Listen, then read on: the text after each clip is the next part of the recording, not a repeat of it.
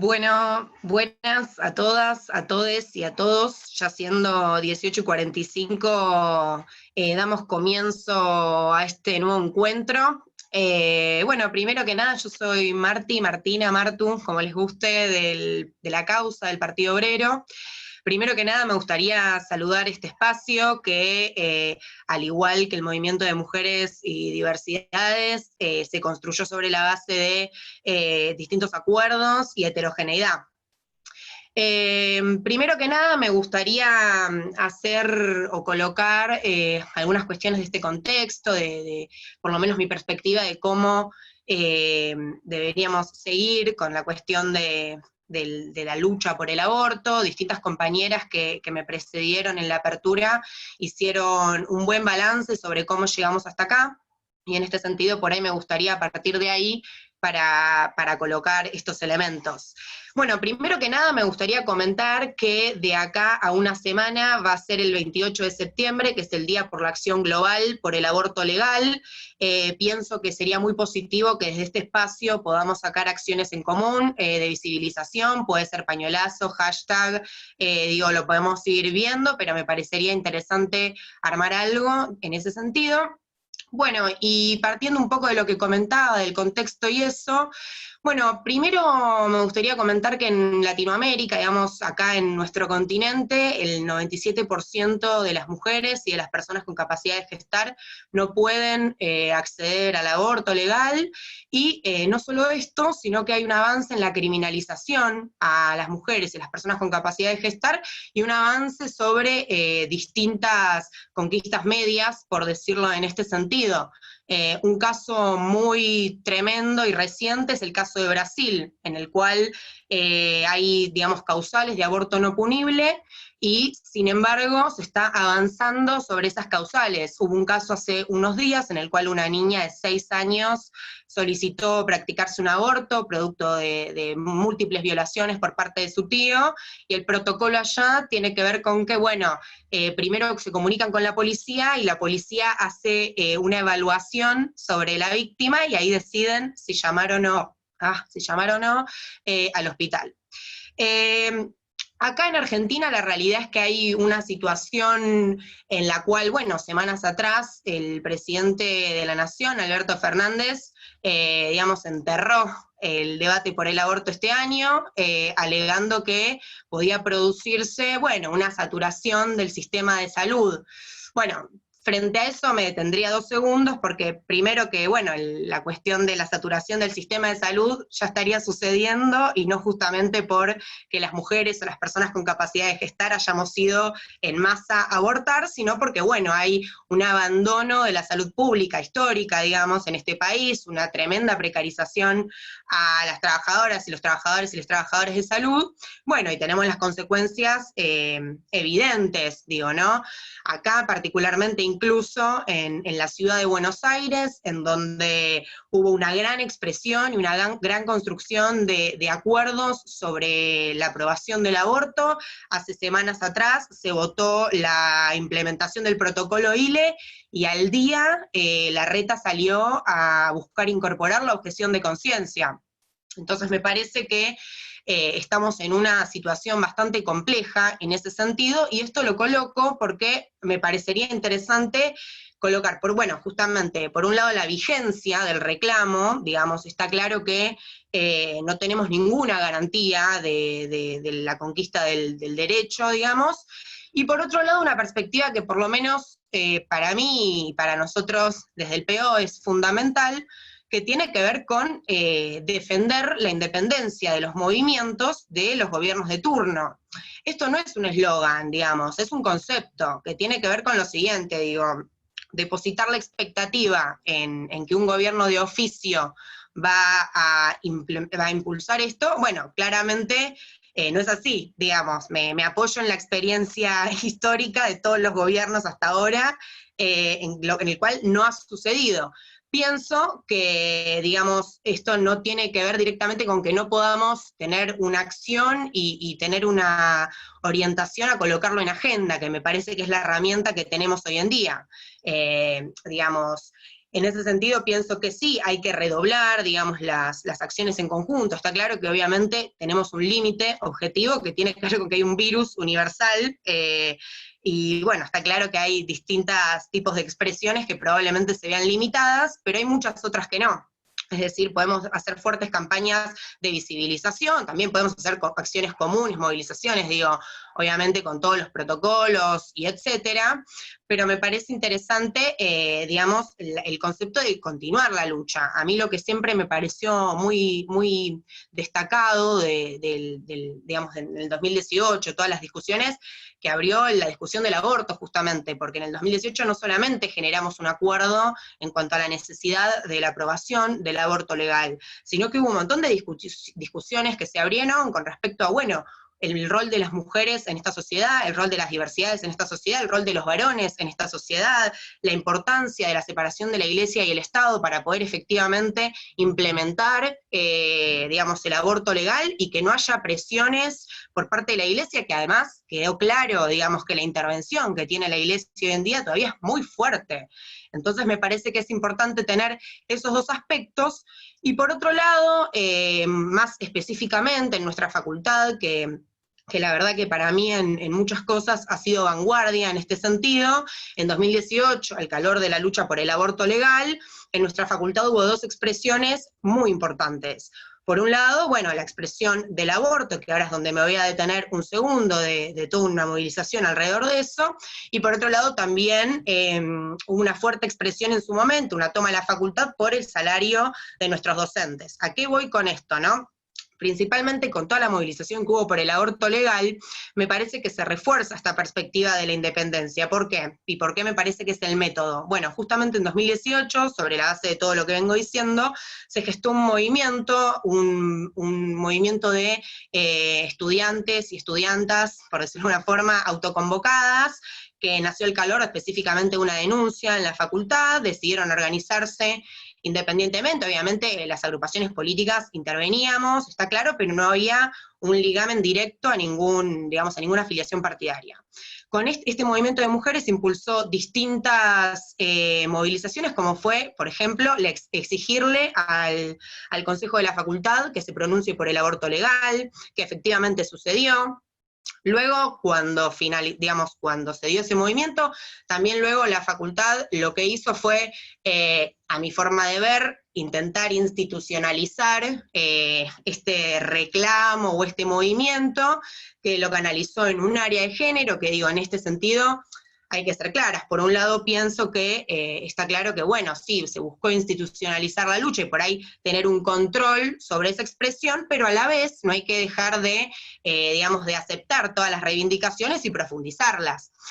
Particularmente con esto, pienso que, particularmente con esto me refiero al área, digo, estaría bueno que por ahí sea un espacio más democratizado, digamos, con elecciones, que haya un gabinete interdisciplinario conformado por distintas compañeras con capacidad de abordar las distintas problemáticas que puedan surgir, y que, lo más importante, tenga una partida presupuestaria para poder abordar los distintos casos, que es principalmente el problema que hay hoy en día.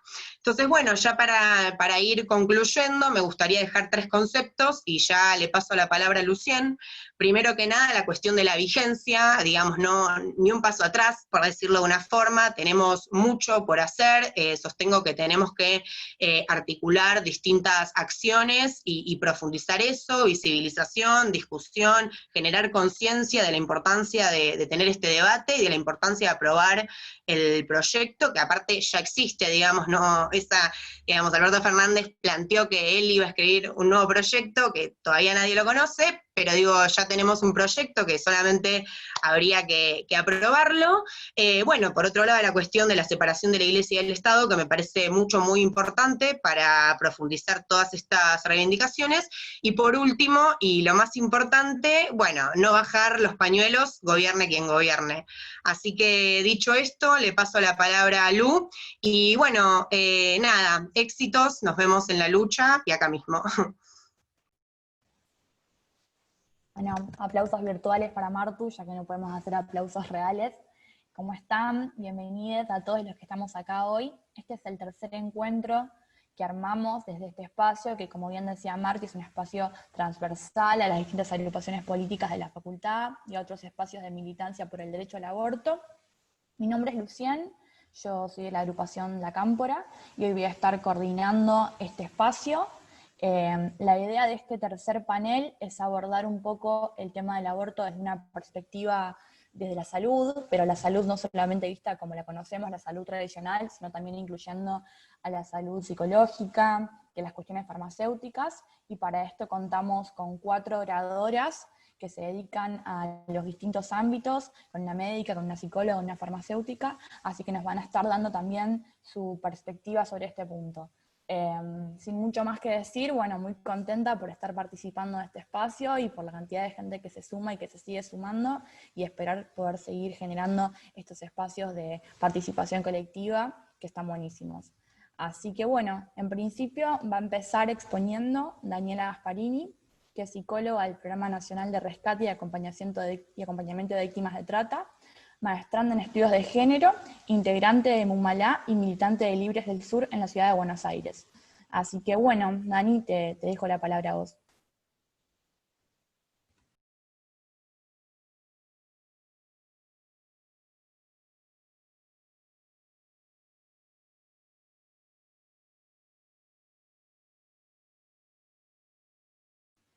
No sé si capaz está muteada. Perdón, no la encuentro. Acá está, yo la tengo entre toda la gente, perdón.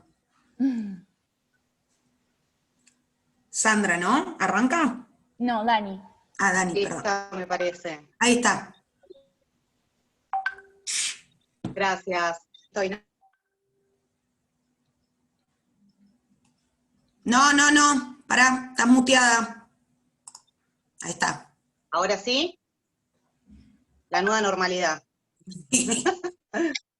Bueno, celebrar esta iniciativa, por supuesto, muchas gracias por la presentación, agradecer la organización, por ahí la vi a Nelly, le mando un saludo enorme, saludar a las agrupaciones estudiantiles que pertenecen a los diferentes espacios políticos, y celebrar su compromiso. Me tomo un minuto para decir esto porque me parece fundamental, su compromiso y la lucha por la transformación social, ¿no? Hacia un país feminista, igualitario, equitativo, pero sobre todo también su compromiso con la transformación y la formación académica, ¿no? No solamente de una mirada integral, sino también con perspectiva de género, lo que es fundamental para el quehacer profesional luego, ¿no? También agradecer a mis compañeras oradoras, a Florencia, a Estefanía, bueno, a Sandra, que compartimos cotidianamente con Sandra, es como mi heroína invisible. Sandra siempre está ahí 24 horas, 365 días del año, cada vez que le hablo por alguna situación de posible interrupción del embarazo, así que bueno, gracias por este espacio. Y bueno, visto que arrancaron y empezaron a hablar un poco de la importancia, digamos, de estos espacios plurales, diversos, heterogéneos, decir, digamos, que el aborto legal es un asunto de salud pública, y el acceso a la salud es un derecho. Entonces ya esto me da pie para arrancar hablando de interdisciplina, para el abordaje integral del aborto, pero también me da pie para hablar de la intersectorialidad, ¿no? O sea, esa intervención cooperada, conjunta, entre varios sectores, digamos, de la sociedad, como las organizaciones sociales, las organizaciones feministas, para también abordar procesos tan complejos como es el aborto, ¿no? Tanto la intersectorialidad como la interdisciplina nos permite mirar de otra manera a los profesionales que también elegimos poner nuestra formación al servicio de las problemáticas sociales, al servicio del pueblo. Esto es con mucho compromiso, mucha responsabilidad, ¿no? Pero es gracias a la interdisciplina y la intersectorialidad también que nos replanteamos y nos redefinimos también a nosotros mismos como sujetos de cambio social. Y también replanteamos nuestras prácticas y nuestros abordajes, ¿no? Ahí donde todavía falta un montón en nuestra formación, por incluso incluir la ESI dentro de la formación académica. Estamos tratando de construirnos permanentemente permanentemente para poder hacer un abordaje integral desde la perspectiva de género, ¿no?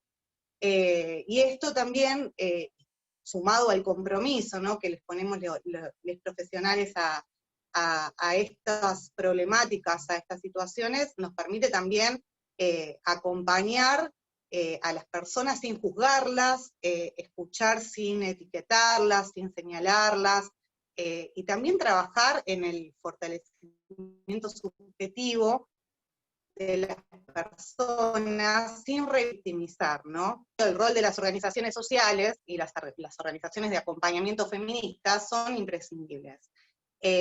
Y más aún, como decía Martu en la apertura, cuando nuestros derechos siguen siendo vulnerados, ¿no? O sea, ahí donde no hay ley, hay organizaciones sociales, políticas, feministas, sororas, hermanas, que hacen ese acompañamiento subjetivo, acompañados también de profesionales, que por suerte cada vez son más, quienes están comprometidos en este tipo de situaciones, ¿no? Pero bueno, traigo esto a colación porque también es importante separar la paja del trigo y entender que, a ver, con los protocolos ILE y demás, no alcanza, necesitamos una ley, necesitamos ese acompañamiento en las prácticas y en cada uno no podemos dejar a libre elección político-ideológica de los gobernadores el abordaje de una situación tan compleja como es la interrupción del embarazo, ¿no? O sea, hace unos días nos enteramos que en Corrientes, en Monte Caseros, no sé si conocen, es una ciudad un poco alejada del centro, digamos, de la provincia, una nena de 10 años, la obligaron a parir, básicamente, ¿no? Y esta nena fue abusada, violada por su padrastro, ¿no? Y esta nena fue aleccionada por el poder médico hegemónico patriarcal, por la iglesia, en este caso su familia pertenecía a la iglesia evangélica, y fue avasallada en absolutamente todos sus derechos, ¿no? Entonces, por eso es importante la ley, ¿no? Y la falta de ley, digo, a ver, el aborto legal no es solamente la indicación o una conquista de nuestros derechos a decidir sobre nuestro cuerpo. Cuando yo hable de cuerpo, voy a hablar de cuerpo físico, psíquico y social, ¿sí? Probación, tiene un impacto sanitario serio, ¿sí?, en la vida de las personas gestantes. Y tiene consecuencias realmente nocivas como la mortalidad, ¿no? Ahora, cuando hablamos de mortalidad, ¿de quiénes estamos hablando? ¿No? De las mujeres pobres. ¿Sí? Es una situación, digamos, que se para directamente sobre la grieta social, ¿sí? Porque quienes sufren las verdaderas consecuencias de los abortos clandestinos son las personas pobres. Y nosotros sabemos que nuestro país tiene una pobreza estructural instalada desde hace mucho tiempo, que en situaciones como estas de emergencia sanitaria, como la pandemia, se agrava esa pobreza. Y también sabemos que la mayoría de las personas pobres de nuestro país son mujeres. Entonces, esto me trae a la cabeza una especie de ecuación, si quieren simbólica, donde la feminización de la pobreza más el aborto clandestino tiene o nos lleva a pensar directamente en la criminalización patriarcal de la pobreza, ¿sí? Y bueno, hablando de clandestinidad también, o sea, todo lo que impacta ya la palabra clandestino en las personas, ¿no? Eso que está oculto, que es secreto, que es desconocido y que nosotras nos exponemos a cualquier tipo de abuso o vulneración de nuestros derechos en ese contexto, ¿no?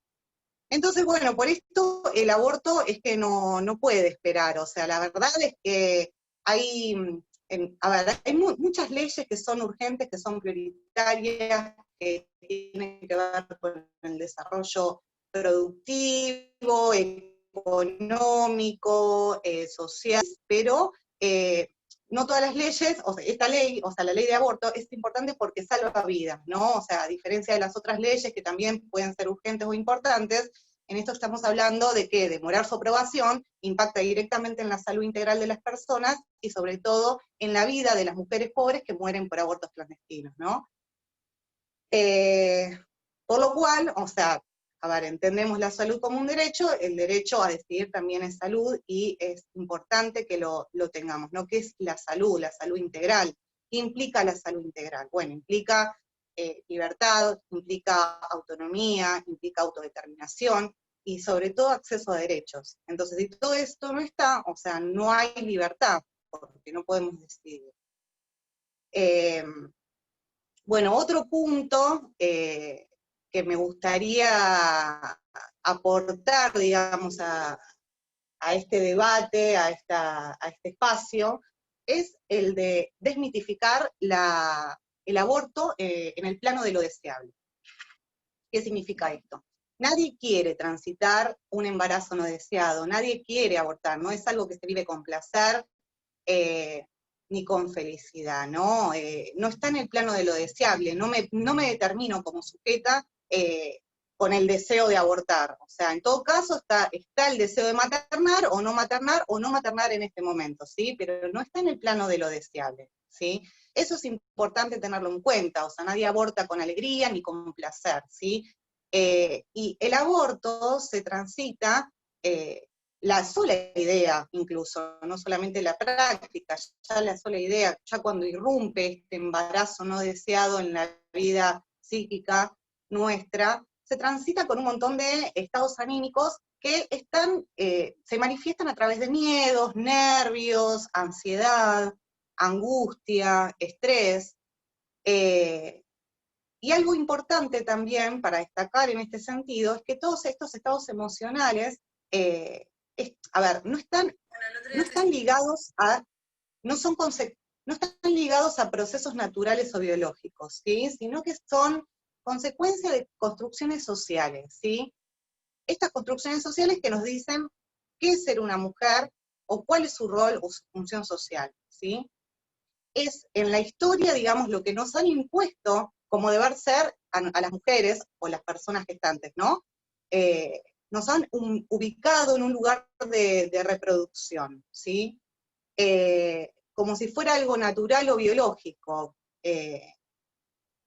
La realidad es que a las mujeres y a las disidencias nos han intervenido el cuerpo históricamente, desde que nacemos, incluso antes de nacer, ¿no? Ya el lenguaje que nos preexiste, la cultura que nos preexiste, nos nombra y nos dice que tenemos que ser mujeres que tenemos que maternar, ¿no? Y nacemos y nos consolidamos en nuestra evolución, en nuestro psiquismo, nos consolidamos como futuras personas que vamos a maternar, ¿no? O sea, nos enseñan a maternar desde muy chicas, desde que agarramos la muñeca y ya practicamos cómo ser madres, ¿no? Entonces, todo esto nos indica que nos han disciplinado los cuerpos, nos han intervenido los cuerpos, ¿no? Estas intervenciones sobre nosotras son políticas, son económicas, son sociales y por supuesto son patriarcales. Nos moldean y llevamos siglos y siglos de decisiones y deseos que no son propios, ¿no? Que intervienen directamente en nuestro cuerpo y que no son propios, ¿no? Entonces, ¿cómo se puede vivir un aborto sin conflictos emocionales? Cuando nos dicen que desde que nacemos nos dicen que tenemos que maternar, ¿no? Es una decisión complicada que no es sin angustia, ¿no?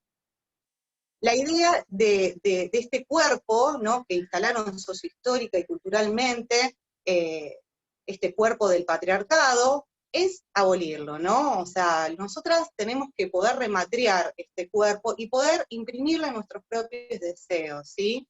Y otra cosa más en relación a esto, que es muy importante, situación compleja de la sola representación de un embarazo no esperado, no deseado, la sola representación de transitar una interrupción del embarazo, todas esas cuestiones nos compete a la responsabilidad a nosotras, ¿no? Los varones, nada, o sea, no hay responsabilidad para ellos los privilegios, ¿no? Para ellos, en cuestiones de sexualidad, si quieren, podemos ver incluso desde el psicoanálisis, ¿no? Este es un reparto histórico-cultural patriarcal que nos dejaron, que tenemos que abolir, es una construcción androcentrista, falocentrista de los géneros, incluso binarista, y Y por eso fue y sigue siendo la sexualidad y la reproducción un campo ideológico y de lucha en el feminismo y en las reivindicaciones de nuestros derechos, ¿sí?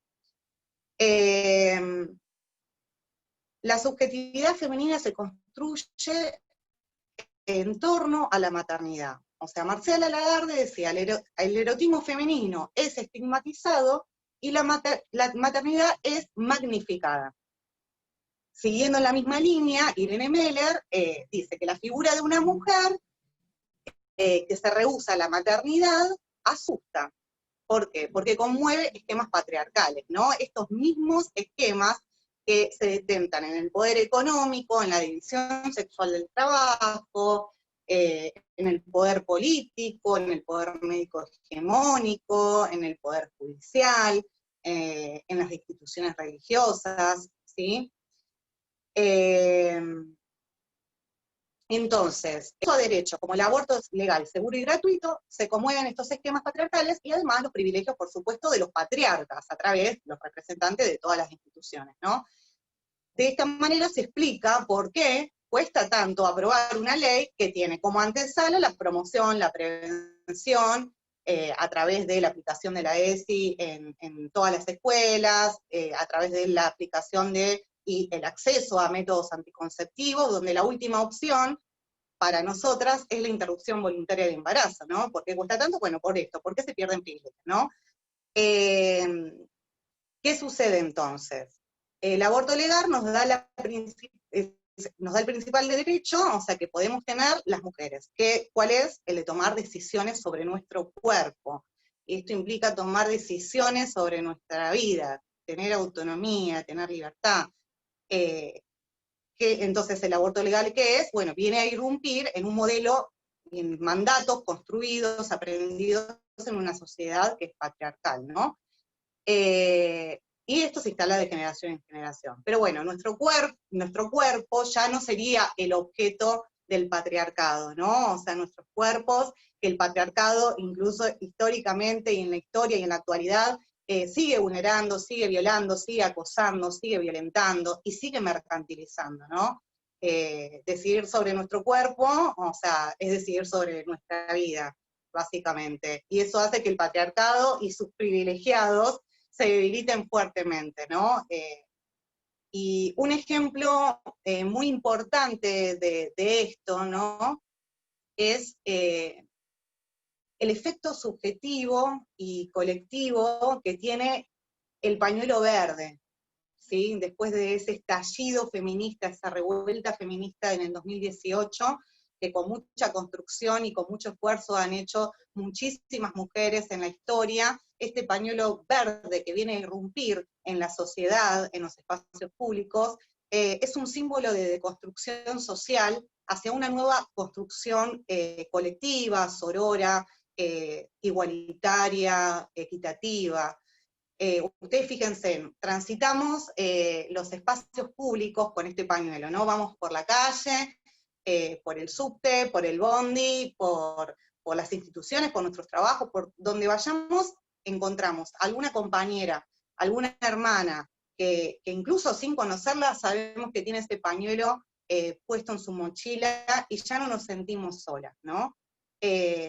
Ver a alguien con este pañuelo nos da tranquilidad, nos da confianza, es como si fuera una especie de complicidad, un pacto entre nosotras, nos da seguridad, nos da fuerza, nos empodera, nos da poder, y fíjense cómo son todas estas las características que han ocupado los varones, ¿no? O sea, el espacio público, el poder, el pacto, la seguridad, la fuerza, bueno, la confianza, empezamos a ocupar nosotras esos espacios, y eso es un efecto subjetivo enorme, o sea, enorme, porque no solamente impacta en nuestra propia subjetividad individual, sino que también esta subjetividad de cada una de nosotros impacta en la sociedad y nos lleva no solamente a deconstruir esos imaginarios patriarcales, colectivos, mandatos hegemónicos, sino también que nos llevan a construir un nuevo imaginario colectivo, ¿no? Y eso tiene que ver con la transformación, ¿sí? Bueno, me parecía importante explicar lo del pañuelo verde porque es algo que lo vengo pensando, lo venimos charlando con algunas compañeras de Mumalá, bueno, compañeras de militancia, y me parece que no hay que aflojarle y que hay que ir por ese camino. Bueno, pero no alcanza, ¿no? No alcanza. O sea, necesitamos la ley, necesitamos que esa ley sea urgente, ¿no? Entonces, para ir cerrando y no monopolizar la palabra y darle espacio a mis compañeras que siguen, pensar, digamos, en lo que hablábamos recién, y qué es lo que dignifica a una persona, ¿no? Cuando una persona es considerada sujeta, cuando deja de ser objeto del patriarcado, objeto de otros, y de los privilegios del otro, ¿no? Cuando una persona es considerada sujeta de derechos, ¿sí? Y eso es cuando tiene libertad, cuando tiene autonomía, cuando puede elegir, cuando puede decidir, o sea, cuando es libre, ¿sí? Mientras ese derecho no esté, seguimos siendo oprimidas. Y la opresión, lamentablemente, impacta directamente en nuestra subjetividad, nos vulnera, nos violenta cotidianamente a las mujeres y a las disidencias, y nos excluye del poder, ¿sí? El aborto clandestino vulnera nuestra salud integral, obstaculiza nuestro acceso a derechos y mata a mujeres pobres. Por eso, compañeras, es urgente que sea ley. Gracias. Bueno, bravo, la verdad, Dani, súper clara, excelente todo lo que dijiste para pensar. Quería aprovechar, antes de pasarle la palabra a Sandra, para decirles que si tienen preguntas o comentarios, pueden dejarlos en el chat y que al finalizar los leemos. Pueden también poner a quién de las oradoras va dirigida la pregunta, así bueno, cuando terminamos y terminan todas las compañeras de hablar, se puede hacer también un espacio para responder esas preguntas. Así que bueno, ahora va a hablar Sandra Bernabó, psicóloga, co-coordinadora de la Consultoría Integral de la Mujer y coordinadora del Comité de Violencia del Hospital Tornú. Bueno, te dejo la palabra, Sandra. Muchas gracias, Lucien. Bueno, primero celebrar este encuentro, digo, en esta nueva normalidad que nos hace vernos en pantallitas, pero vernos y estar juntas. Agradecer esta invitación, creo que Dani planteó, digamos, realmente lo maravilloso que es ver la diversidad, digamos, ¿no? Nos presentó Martu, que es del PO, sigue Lucien, que es de la Cámpora, digo, y va a cerrar Cami de Sur. La verdad que es maravilloso ver mujeres todas juntas, trabajando transversalmente por esto. Bueno, les vengo a contar un poco el trabajo que hacemos, digamos esto que Dani decía. Yo soy una psicóloga que trabaja en el área programática del Hospital Tornú y del CESAC 33, que es el centro de salud que depende del Tornú. No trabajo sola, trabajo con una amiga y colega, que es la licenciada Mariana Kelmanovich, y con quien fuimos construyendo esto que hoy les vengo a contar. Fueron justamente esto que decía Dani, ¿no? Las mujeres pobres las que de algún modo nos implicaron y nos llevaron, digamos, a empezar a formarnos en la temática del aborto.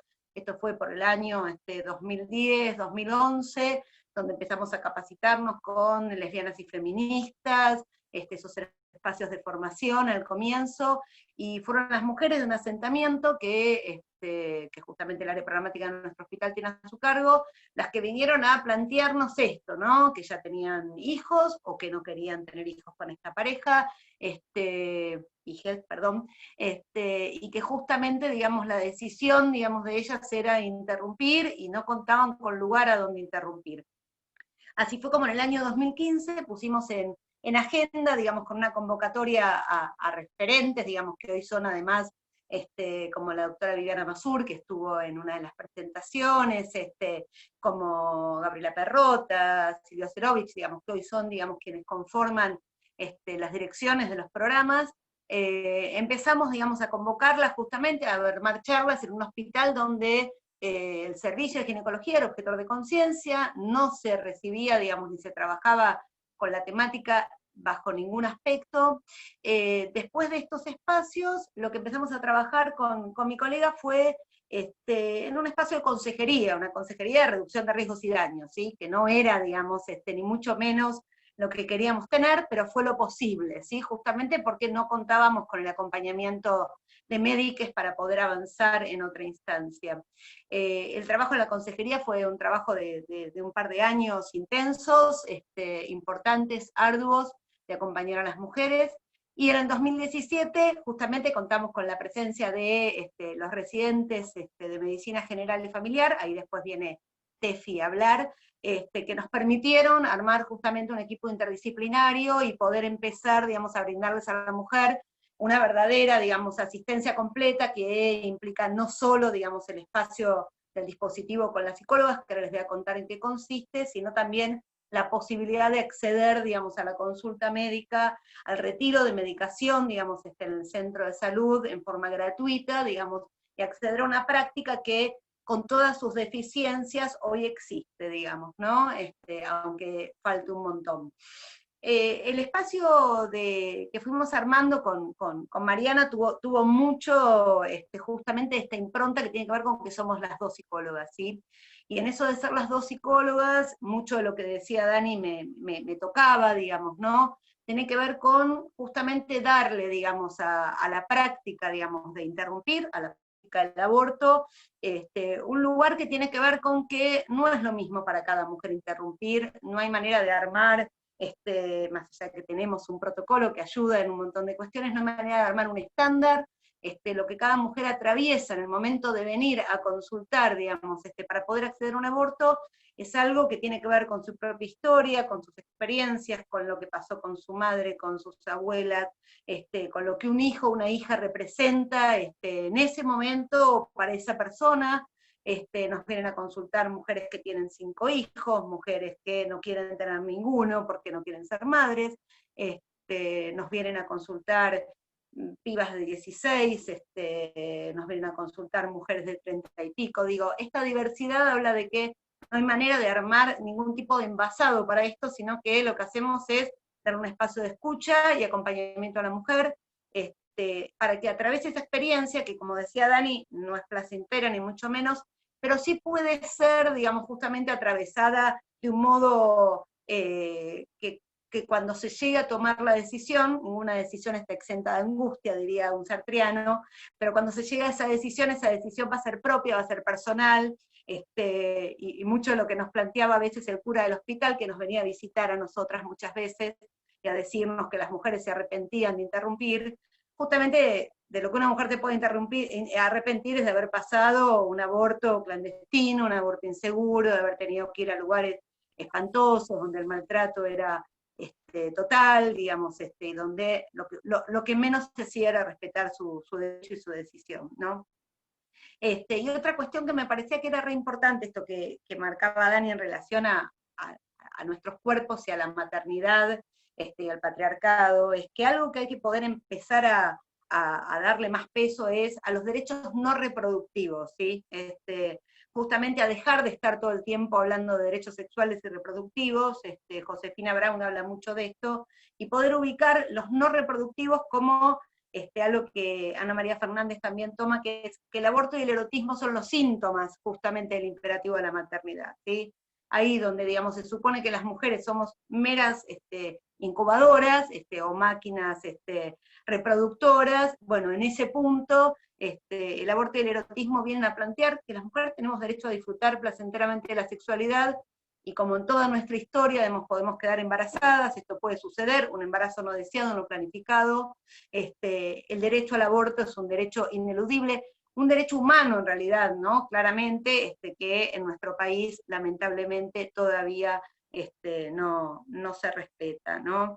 Yo igualmente algo que quería plantear es, y no es a título de resignación, es también como valorar, digamos, y rescatar lo que tenemos, porque las mujeres cuando se acercan nos dicen mucho, yo ni sabía que existía esto, ¿sí? O sea, las mujeres aún hoy no saben que el sistema público de salud, digamos, obviamente Cava es un paraíso dentro de este país, pero digamos que los centros de salud de esta ciudad, digamos, hoy tienen equipos de ILE, equipos de interrupción legal del embarazo, que bajo la figura del protocolo acompañan a las mujeres y hacen que el tránsito, digamos, por la decisión de interrumpir no sea, digamos, ni este evento arrasador, traumático, horroroso, tampoco que sea un acto que pase sin pena ni gloria, sino que justamente cada mujer haga de eso lo que representa en su historia y en su subjetividad. Entonces me parece que eso es importante rescatarlo, porque las mujeres se van diciendo el alivio que han tenido después de haber podido realizar el procedimiento y después de haber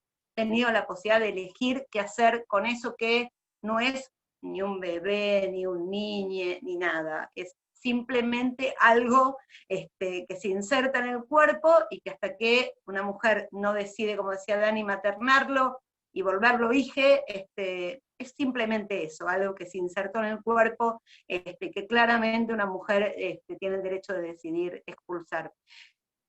Algo que también trabajamos mucho es lo que llamamos categoría de malestar psíquico, ¿sí? Que tiene que ver también con esto que Dani planteaba tanto, el patriarcado, que es que estos mandatos funcionan, digamos, obturando la posibilidad de desear, digamos, ¿no? Y entonces en ese punto una mujer se encuentra con ese malestar que le provoca no su decisión, sino esta serie de condicionantes con los cuales se encuentra.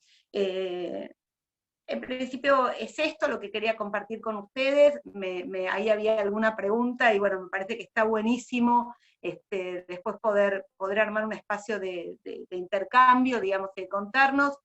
Yo no tomé la parte que tiene que ver con el Código Penal y el artículo 86 y el fallo FAL, porque entiendo que tuvieron un encuentro de perspectiva jurídica, imagino que lo laburaron un montonazo ahí, pero me parece, insisto, que esas son las cosas de las cuales hoy, hasta que sea ley y será ley, tenemos para poder usar a favor de las mujeres que tienen el derecho de decidir qué hacer con sus cuerpos. Bueno, muchas gracias. Bueno, muchísimas gracias, Sandra. Muy bueno, muy interesante todo lo que planteás. Sí, tuvimos encuentros anteriores donde lo hablamos desde un plano más legislativo, así que está bueno también poder darle esta mirada desde la salud, que es una cuestión que muchas veces nos falta también a las estudiantes de la Facultad de Derecho. Ahí veo que están poniendo preguntas en el chat, las vamos a ir guardando y después al finalizar las compartimos entre todos. Ahora le toca la palabra a Florencia Tiseira, y ella es farmacéutica, egresada de la UBA, directora técnica del Laboratorio Cooperativa Farmacop, coordinadora de servicios farmacéuticos del Colegio Oficial de Farmacéuticos de la Capital Federal, y directora de Relaciones Internacionales de CEPROFAR. Así que bueno, todo tuyo, Flor. Buenas, ¿cómo están? ¿Se escucha bien? Bien.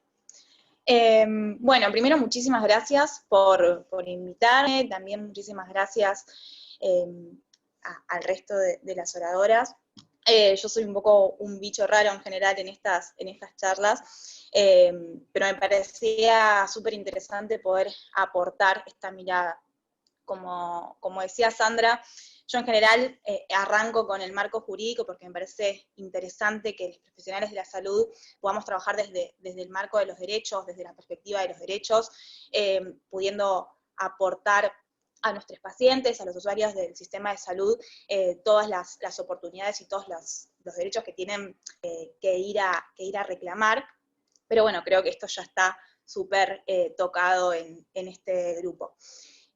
Parándonos, me parece, desde la perspectiva de los derechos, es interesante poder charlar sobre los equipos de salud, como también lo venían nombrando. Para mí es algo importante poder hacer un poco una ampliación de los equipos de salud que generalmente se nombran. En general se habla de los profesionales de la salud integrando interdisciplinariamente esos equipos. Para mí hay que empezar a hablar un poco de los equipos más ampliados, no solamente los profesionales integramos los equipos de salud.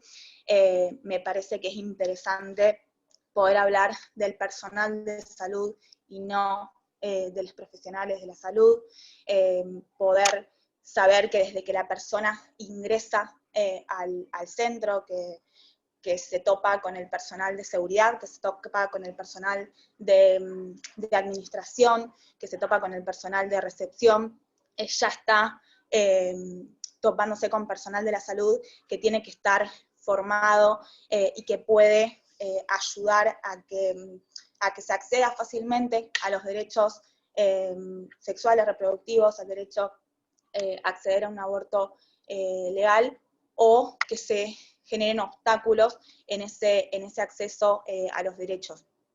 Me parece importante arrancar por acá, porque muchas veces, si no solamente nos hablamos entre profesionales y creemos que la formación en la universidad va a hacer cambiar el sistema de salud, y yo creo que el sistema de salud es más integral y que tenemos que arrancar por reconocerlo para poder deconstruirlo muchas veces. Partiendo de eso, yo me reconozco una persona que dentro de una profesión que muchas veces está en el equipo de salud muy arrinconada.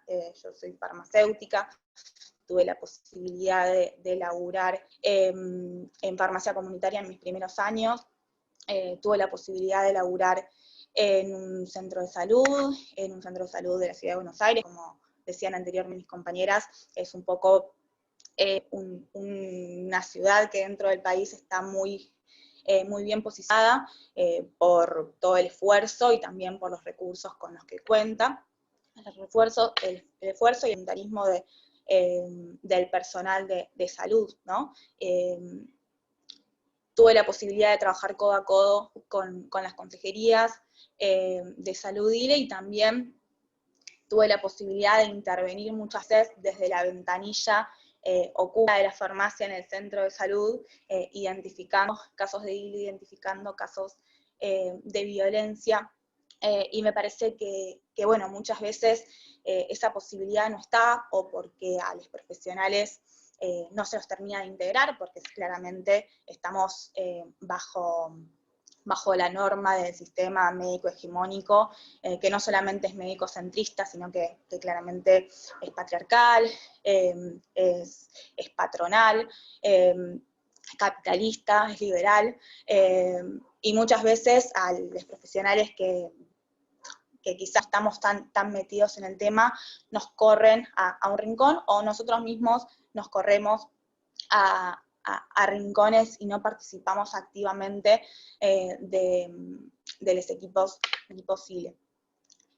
En este sentido, a mí me parece que, bueno, primero está bueno esto, poder contarles cómo tuve la posibilidad de participar de esos equipos, pero también contarles un poco sobre mi profesión y sobre cómo yo creo que la mirada de mi profesión ayuda y aporta en la mirada sobre una salud distinta, sobre un sistema de salud distinto. Yo creo que muchas veces, si alguien se pregunta qué hace un farmacéutico o un farmacéutico y a qué se dedica, lo que primero sale es que son especialistas en medicamentos y que saben cómo drogar de forma legal y de la mejor forma, o ese consejo farmacéutico. Y a mí me parece que hay una complejidad mayor sobre nuestra profesión, que está bueno poder plantearla también para pensar las diferentes complejidades de las diferentes profesiones y del personal de la salud, todo. Yo creo que los farmacéuticos somos un poco especialistas en administrar esos recursos que permiten que las personas alcancen el tratamiento que necesitan. Y esos recursos pueden ser medicamentos, como pueden ser productos médicos, tecnología médica, como pueden ser alimentos, como muchas veces simplemente es un buen consejo en un buen momento, que ayuda a esa persona a poder alcanzar el tratamiento que necesita, que no necesariamente tiene que ser medicamentoso. Y en ese sentido, hablando de recursos, me parecía interesante poder recuperar esto para hacer un poco una historización de dónde venimos. Me parece que nosotros muchas veces hablamos, somos contemporáneas a la conquista de un montón de derechos, fundamentalmente sexuales y reproductivos, y también somos contemporáneas de la lucha por la conquista del derecho a abortar y a sobre nuestros propios cuerpos, pero a mí me parece interesante tomar como los recursos como una forma de pensar de dónde venimos. Hay muchos estudios que muestran cómo hasta 300 años antes de Cristo, las mujeres y las personas gestantes ya tenían el conocimiento para poder abortar, tenían el conocimiento para poder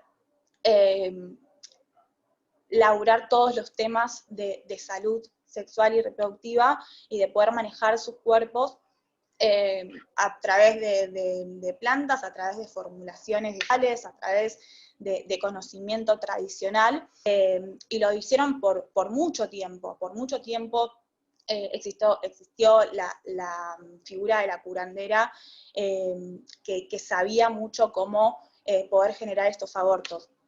Me parece que a partir de, haciendo esta historización, a partir de la persecución de ese conocimiento, primero con la revolución científica que hacía que el conocimiento esté en manos de los médicos que estudiaban solamente en universidades, y esas universidades solamente podían ir varones, entonces las mujeres se corrían, ya no podían ser personas con conocimiento, y menos con conocimiento sobre su propio cuerpo. Después, si tenemos en cuenta, por supuesto, la incidencia de la Iglesia y los decretos papales, a partir de los cuales se perseguían a las mujeres que tenían conocimientos con un poco la categoría de brujas. Después, la incidencia de la revolución industrial, del capitalismo, también quitándonos esos derechos, quitándonos esa posibilidad de tener el conocimiento para tratar nuestros propios cuerpos. Me parece que esa historización viene un poco para saber de dónde venimos, nos fueron quitando derechos y nos fueron quitando ese conocimiento. Y a partir de eso creo que es interesante saber que un poco hicimos de nuevo ese camino de generar conocimiento. Como recién Sandra decía, cuando empezamos un par de décadas atrás, el personal de salud se formaba muchas veces con los movimientos de la mano de los movimientos feministas, había una incidencia muy, muy grande de ese conocimiento y de esa presión también para generar ese conocimiento que para mí es fantástico, es fundamental. O sea, los profesionales de la salud, si no podemos ir de la mano de todos los activismos, vamos a estar perdidos, vamos a estar un poco desencajados y fuera de la sociedad, digo, no vamos a poder generar un sistema de salud justo que represente a nuestras sociedades si no podemos, si los diferentes activismos no nos atraviesan y no cambian un poco nuestro sentido y no nos retroalimentamos y aprendemos conjuntamente. Y creo que durante este tiempo muchos hemos aprendido un poco a eso, a formarnos en la facultad y después de construirnos y volvernos a formar en la práctica diaria y tomar lo que nos servía y poder reformularlo o utilizar esas mismas armas que muchas veces que te forman mediante el modelo médico hegemónico con una cabeza patriarcal, bueno, esas mismas armas de conocimiento elitista, y darlas vueltas y hacerlas parte de las armas que actualmente ayudan a deconstruir ese sistema médico hegemónico que reina en el sistema de salud argentino y también en realidad en todos los sistemas de salud mundiales, y bueno, poder reconvertirlo. Me parecía interesante poder tomar Emma, de los recursos y de cómo los recursos fueron cambiando y de cómo ese conocimiento fue cambiando, cómo lo fuimos perdiendo, pero cómo lo estamos recuperando, porque creo que es una parte fundamental que muchas veces no lo tenemos en cuenta y nos ayuda a repensarnos, también a saber que no solamente es conquistar derechos, sino recuperar un montón de cosas y un montón de conocimientos y de derechos que nos han quitado a la fuerza durante muchísimos años, durante toda nuestra historia. Después me parecía también interesante poder retomar sobre los recursos, los recursos que actualmente están basados en la evidencia, que digo, me parece que está bueno poder brindar la función de la consejería, aparte de poder contener y aparte de poder guiar, tiene un poco la función de mostrar todos los elementos o todos los recursos que los cuales se puede abortar, que tienen que ver con los medicamentosos, pero también tiene que ver con los instrumentales. Durante mucho tiempo hemos perdido muchas compañeras en manos de métodos para abortar totalmente inseguros, como era el de grado.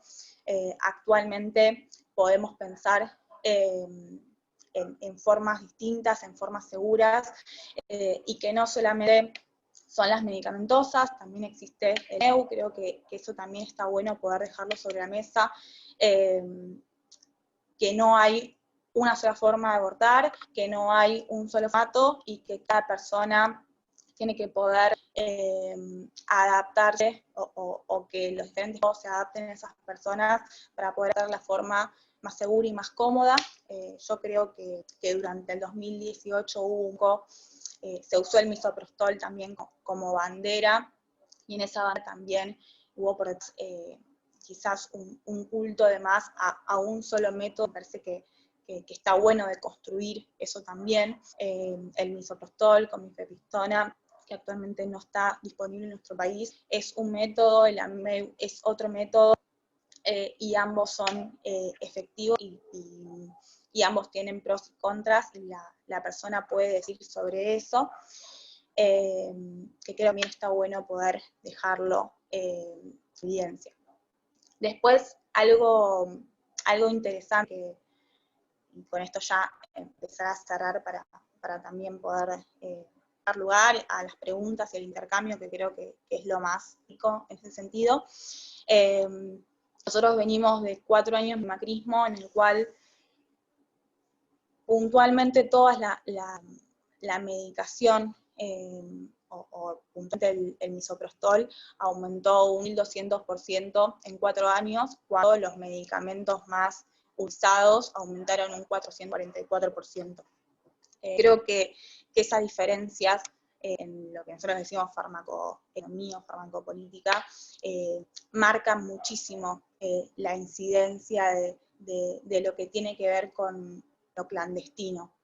Actualmente, si nosotros tuviéramos un sistema, tuviéramos la ley, si tuviéramos la posibilidad de que no esas presiones, o si tuviéramos una producción pública de misoprostol mucho más en todos los laboratorios, no solamente, actualmente solamente está en el laboratorio público de SAFE y se reparte solamente en esa provincia.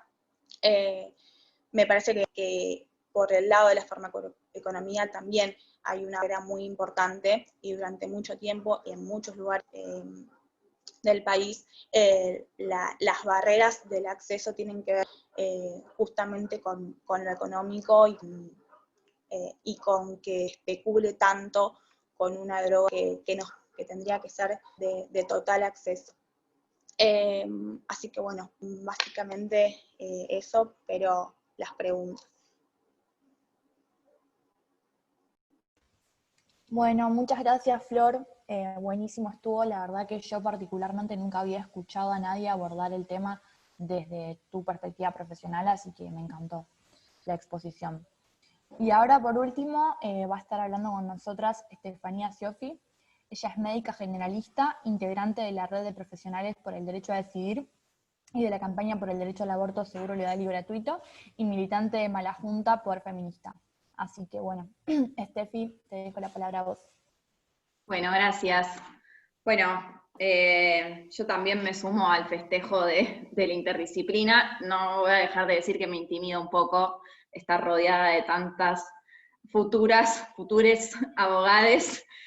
Por suerte la tengo a Nelly de ejemplo, que bueno, ella siempre con su dulzura hizo que le perdamos un poco el miedo. Bueno, un poco para presentarme, yo soy médica generalista, soy parte de la red de profesionales, no sé si conocen a la red, pero la red de profesionales es una red de trabajadoras, trabajadores de la salud, que existe a lo largo y ancho de todo el país, que reúne a, como decía un poco Flor, a muchas disciplinas, administrativas, farmacéuticas, también antropólogas, sociólogas, médicas generalistas, ginecólogas, pediatras, trabajadoras sociales, muchas psicólogas, etcétera, que somos quienes venimos garantizando las interrupciones legales del embarazo en el país. Desde esa perspectiva es que voy a hablar. Las médicas generalistas somos aquellas que acompañamos todo el proceso de vida, desde el nacimiento hasta la muerte, y en general con un territorio específico asignado. Yo trabajo en el CESAC 20, en la Villa 1114, mi cara así un poco demacrada, porque vienen siendo unos meses un poco complicados, pero siempre igual es lindo encontrarnos a hablar sobre esto, porque también, como decía Martu al principio, el aborto sigue existiendo y sigue siendo una urgencia legalizarlo. Yo, como mis compañeras no retomaron algunas cosas más epidemiológicas y de números, etcétera, voy a traer algunos números, por ahí para poder pensar por qué el aborto es una cuestión de salud pública y de salud colectiva. Tenemos que pensar en dos grandes esquemas. Uno que tiene que ver con el derecho a decidir y la autonomía, que ya Dani y Sandra hablaron mucho de eso, así que no voy a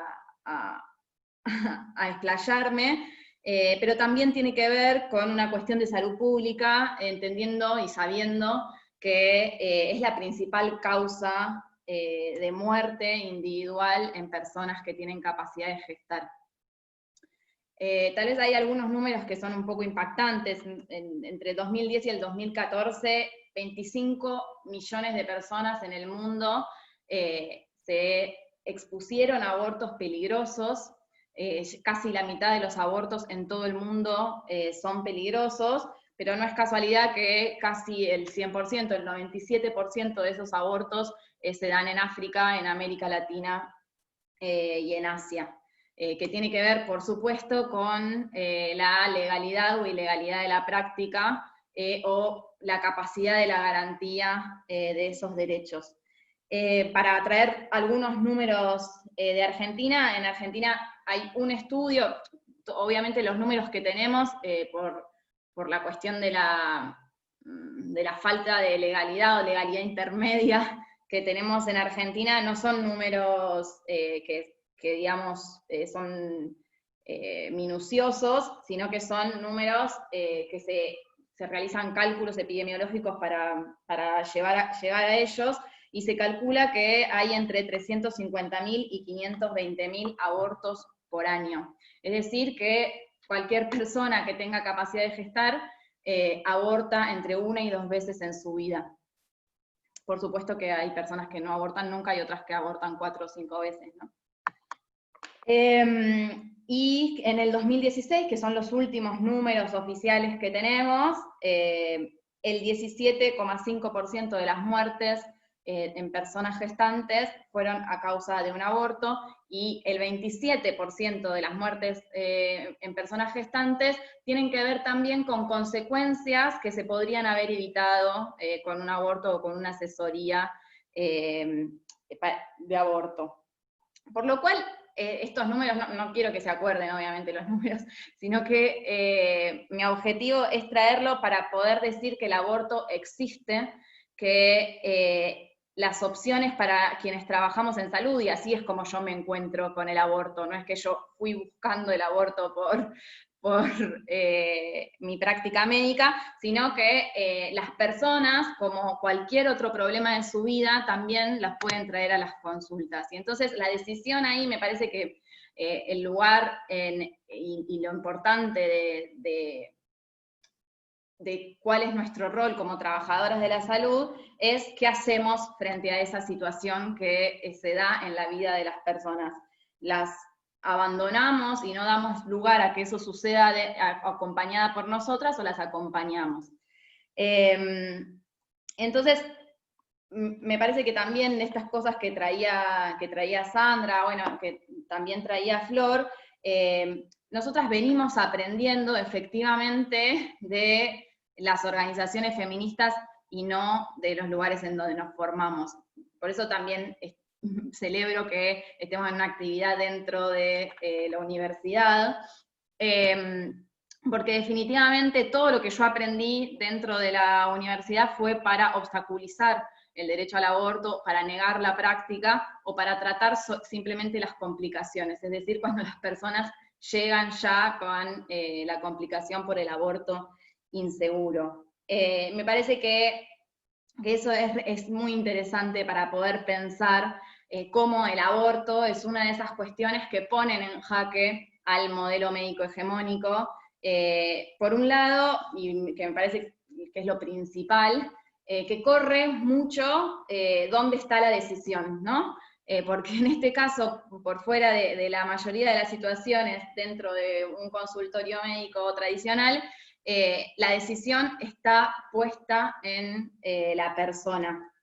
Y ahí yo creo que por eso es tan importante poder cambiar nuestra legislación. En la actualidad, entiendo que lo vieron las veces anteriores, pero bueno, desde una perspectiva profesional, en la actualidad nosotros tenemos aborto legal por causales, es decir, que una tiene que poder justificar por qué quiere interrumpir su embarazo y tiene que haber un profesional de salud, y en este caso médico, porque se requiere la firma médica, que avale esa justificación para acceder al derecho.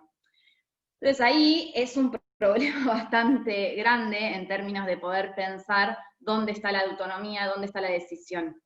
Si bien más vale que nosotras venimos construyendo y avanzando muchísimo en poder construir la decisión en la persona gestante, pero eso es una realidad en algunas provincias, en algunas ciudades, y el principal problema que tenemos actualmente con la legislación actual, es decir, con la interrupción legal por causales, es que esa interpretación que tiene que hacer el profesional de salud o que tiene que acompañar el profesional de salud es muy irregular. Por ahí nosotras venimos avanzando, y cuando digo venimos avanzando, hablo de la campaña nacional por el derecho al aborto legal, seguro y gratuito, y de la red de profesionales, y también de los movimientos feministas, y especialmente de los espacios que acompañan abortos seguros desde una perspectiva feminista, como socorristas, como acompañarnos, como un montón de espacios que se organizan alrededor de acompañar personas que deciden interrumpir, venimos avanzando en la interpretación de qué es esa legislación, que tuvimos grandes avances, creo que también lo vieron en los encuentros previos, pero para nosotras el fallo FAL en el 2012 fue algo muy bueno en términos de poder avanzar y que nos acompañe en lo que nosotras ya veníamos interpretando de ese código penal que vigente desde 1921. Y después los protocolos, en el 2009, pero sobre todo en el 2015, el protocolo de atención a las personas con derecho a la interrupción legal de embarazo, vinieron también un poco a echar letra fina de cómo se hacen esas interpretaciones y darnos más espalda para poder seguir acompañando. Y ahí hay algo que me parece que es importante, que por fuera de que ya lo hayan hablado la vez pasada, me parece que es importante que todas las personas lo sepan, y es que el Código Penal y la interpretación o cómo se describe en el protocolo de interrupción legal de embarazo, hay dos grandes causales: una es el riesgo para la salud y otra es la violencia sexual. Y en esas dos me parece que es interesante poder decirlo, porque en esto es en lo que avanzamos, es que el riesgo para la salud es un riesgo potencial y es un riesgo para la salud en términos integrales, como ya lo explicaron, lo explicó Sandra y lo explicó Daniela. La salud es todo eso que hacemos para poder sentirnos mejores, o para poder transformar la realidad para sentirnos mejores, por lo cual hay muchísimos aspectos que entran dentro del riesgo para la salud. Y lo mismo, tenemos que dejar de interpretar a la violencia sexual como una violación en un callejón oscuro, porque la mayoría de las situaciones de violencia sexual se dan dentro de los vínculos de pareja, incluso de los vínculos de pareja estables. Entonces, claramente el trabajador, la trabajadora de salud, desde el primer momento, como decía Florencia, desde la farmacéutica, pero también desde la persona que está en la puerta recibiendo a la gente, si tiene una perspectiva de salud integral, va a poder acompañar a esa persona a construir si piensa que ese embarazo pone en riesgo su salud o no. Y entonces la posibilidad de formar y formarnos y volver a formarnos en términos de salud feminista, o tener trabajadores y profesionales de salud feminista, es elemental, y me parece que eso es lo que vamos construyendo. Y me quería detener un poco en poder pensar cuál es nuestro problema en Argentina actualmente, y tiene que ver sobre todo con un sistema de salud, supongo que también lo deben pensar en la justicia, pero bueno, yo voy a hablar del sistema de salud, un sistema de salud que es sumamente individualista, que se rige por sus propias normas adentro del consultorio. El nivel de independencia de los trabajadores de salud es muy grande. Entonces, muchas veces, y lo que sucede en la mayoría de los territorios de nuestro país, es que la ética o la moral individual de las personas se pone por sobre el derecho de las personas o las usuarias del sistema de salud. Entonces, una ley que está vigente desde 1921 hasta el 2012 no fue aclarada e interpretada, y tenemos todos esos años encima de personas que se expusieron a interrupciones inseguras, y fuera de que después del 2012 tenemos ese fallo FAL que viene a aclarar, después tenemos un protocolo de interrupción legal de embarazo en el 2015, hoy, en el 2020, después de un 2018 en el que todo el mundo discutió sobre el aborto, en donde a todos lados tendría que haber llegado que la interrupción legal de embarazo existe, se siguen vulnerando derechos acá en Capital Federal, también en Formosa, y mucho peor en Santiago del Estero.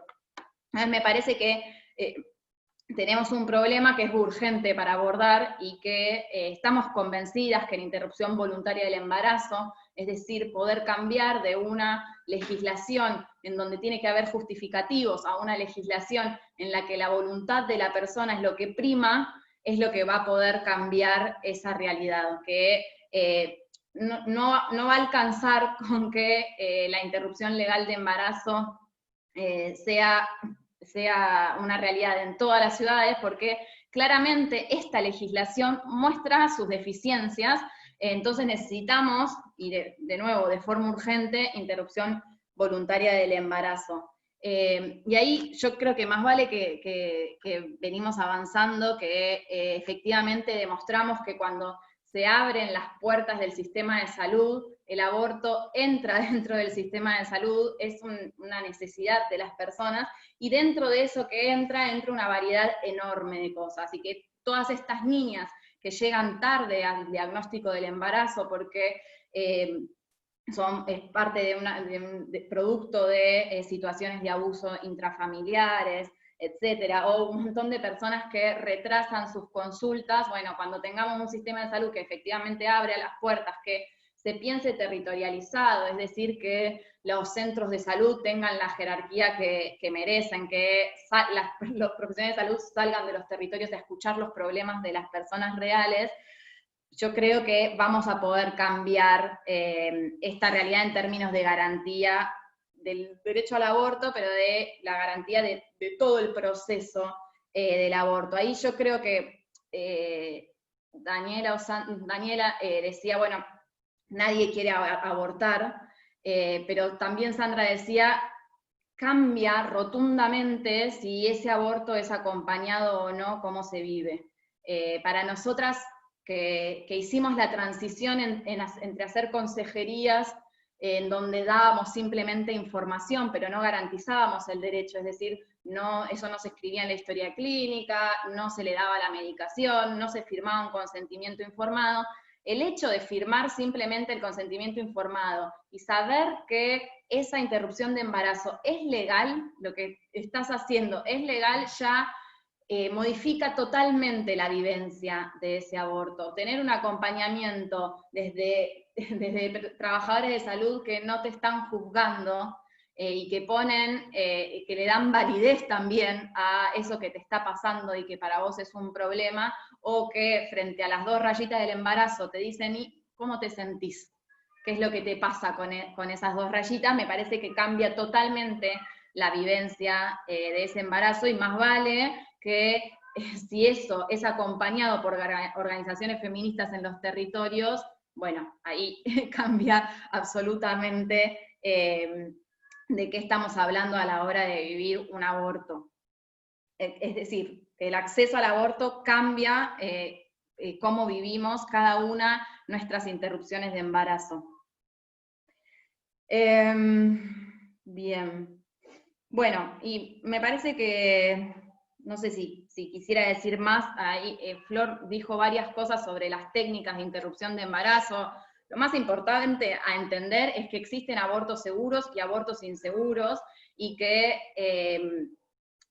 coincido con que no hay que casarse con el misoprostol, pero el misoprostol ha sido lo que nos dio autonomía del sistema de salud y del sistema jurídico, porque fue lo que nos permitió abortar en nuestras propias casas, y lo que nos sigue permitiendo abortar en nuestras propias casas, acompañadas por quien nosotras queremos y sin depender ni de trabajadores de salud ni de nadie más. Pero seguimos teniendo atrasos. Nosotras tenemos misoprostol de producción pública hace muy poco en Santa Fe, que ahora ya las provincias lo pueden comprar, y en la provincia de Buenos Aires ya viene comprando y distribuyendo tratamientos, pero todavía no tenemos mifepristona, a pesar de que desde el 2015 nuestro propio protocolo nacional recomienda que la práctica se realice con mifepristona, y eso tiene que ver con una falta de decisión política al respecto y acompañamiento desde la producción. Tenemos AMEU, pero no lo tenemos disponible en el primer nivel de atención, es decir, en los centros de salud. Eso también es una falta de decisión política y de capacitación de profesionales, y seguimos sometiendo a las personas a prácticas totalmente inadecuadas en los hospitales, como por ejemplo el legrado, que hace años que la Organización Mundial de la Salud lo desaconseja y en la actualidad se sigue usando, y vemos cómo sobre todo en los hospitales, de nuevo en el segundo nivel de atención, se ejercen muchísimas violencias que no son violencias simplemente individuales, sino que buscan aleccionar a todas las personas que decidimos sobre nuestros propios cuerpos.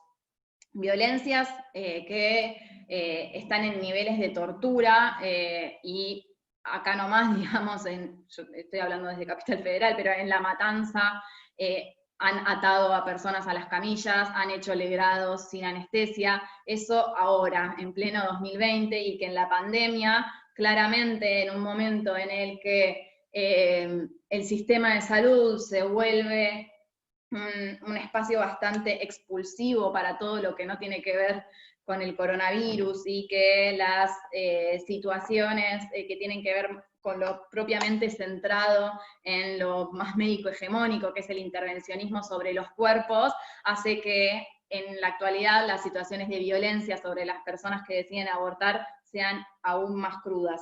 Por lo cual, definitivamente es una urgencia. Yo creo que estamos en este año con muchas mayores posibilidades, que no es lo mismo que el Ejecutivo de un país apoye o no la legalización y la interrupción voluntaria del embarazo, que las condiciones que tenemos actualmente después de un 2018 con una masiva salida a las calles son totalmente distintas, por lo cual me parece que tenemos las condiciones de que este año se legalice. Incluso hace poco tuvimos una reunión desde la campaña con que es pública, con el Ministerio de las Mujeres, de Salud, en donde no se descarta que lo podamos tratar en el 2020, por lo cual tenemos que hacer todas las fuerzas, y coincido con Martu en que tenemos que hacer todas las fuerzas, aunque sea a nivel virtual, para que este año, efectivamente en el 2020, no puede pasar del 2020,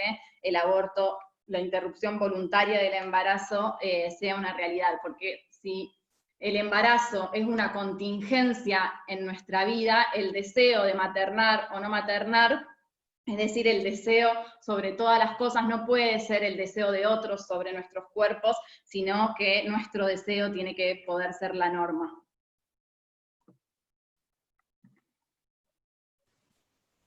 Muchas gracias, Tefi. Muy bueno. La verdad que es súper importante tener profesionales de la salud comprometidas con los derechos de las mujeres y de las minorías, así que fue muy lindo escucharte. Y esto que decías también de que la universidad no genera los espacios para discutir estas cuestiones es muy cierto. También por ese motivo la iniciativa de Nelly de armar esta cátedra y este encuentro es fundamental para poder seguir teniendo una visión crítica y en respeto de los derechos de las mujeres y de las minorías en los espacios universitarios. Bueno, habiendo finalizado con las panelistas de hoy, vamos a leer algunas de las preguntas que están en el chat, así las pueden responder, y después vamos a proceder al cierre que está a cargo de Cami de Sur. Así que, bueno, leo una de las preguntas que es para Sandra, y dice: a partir de la marea verde se logró instalar en la agenda el tema del aborto. Mencionaste un aspecto vinculado con el erotismo. ¿Crees que habrá que derribar mitos y prejuicios en relación al deseo de nuestros cuerpos como sujetos capaces de gozar de la sexualidad y hablar de derecho al goce? ¿Y qué análisis podés hacer como psiquiatra del mito fundacional del cristianismo en cuanto a un redentor concebido de una mujer virgen no deseante erigida en modelo de feminidad? Ese es para Sandra.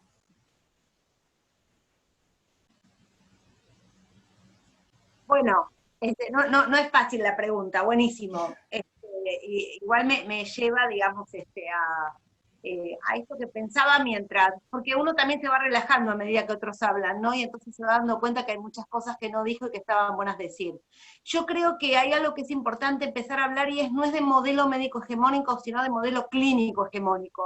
Digo, lo podemos llevar adelante, los psicólogos, los trabajadores sociales, como decía Flor, los farmacéuticos, el personal de salud en su conjunto. Entonces, digo, hay un modelo clínico hegemónico que no tiene que ver con los médicos, perdón, el lapsus, que tiene que ver realmente, digamos, con que hay algo muy fuerte que es la idea de que los profesionales de la salud o el personal de salud podría decidir sobre lo que hace una persona, justamente esto que decía Sebastián, con su sexualidad, con su deseo, con su placer, con sus ganas, ¿no?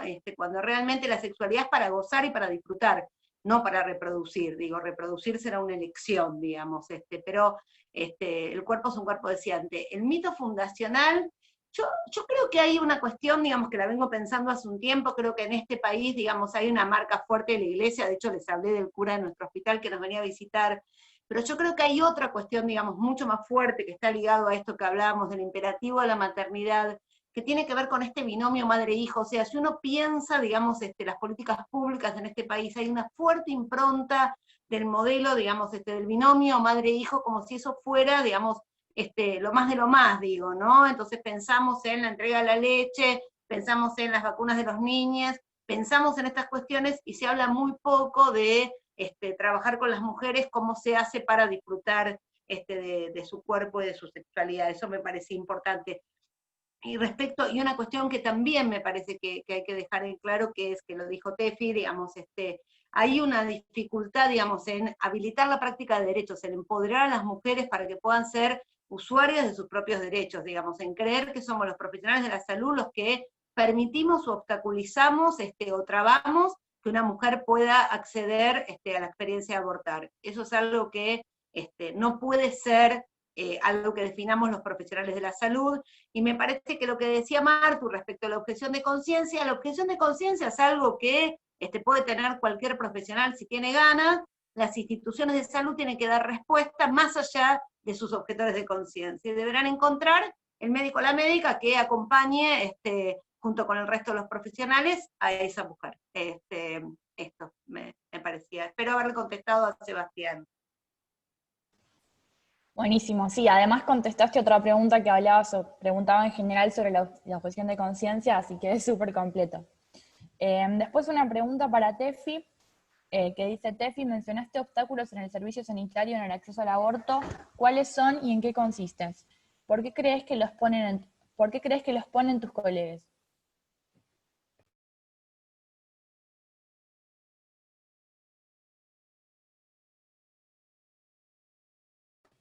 Estás muteada, a ver.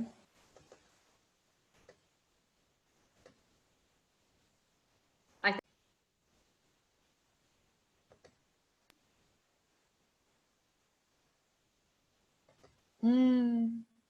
Te acaba de apretar, ya está listo.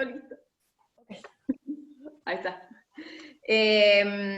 Bueno, los obstáculos son muchísimos. Me parece que ahí hizo, en todas las situaciones de salud existen barreras y siempre me parece lindo pensar desde, el otro día le decíamos peregrinación, es una palabra un poco católica, pero en vez de la carrera del enfermo, de la enferma, que le decimos un poco desde el sistema de salud, es decir, el recorrido que hace la persona cuando tiene una dolencia o un padecimiento, efectivamente en el sistema de salud se vuelve una peregrinación llena de obstáculos. Bueno, cuando hablamos de aborto eso es mucho peor, pero depende mucho del lugar en el que estés, de nuevo, volviendo a la desigualdad de la garantía del acceso en nuestro país.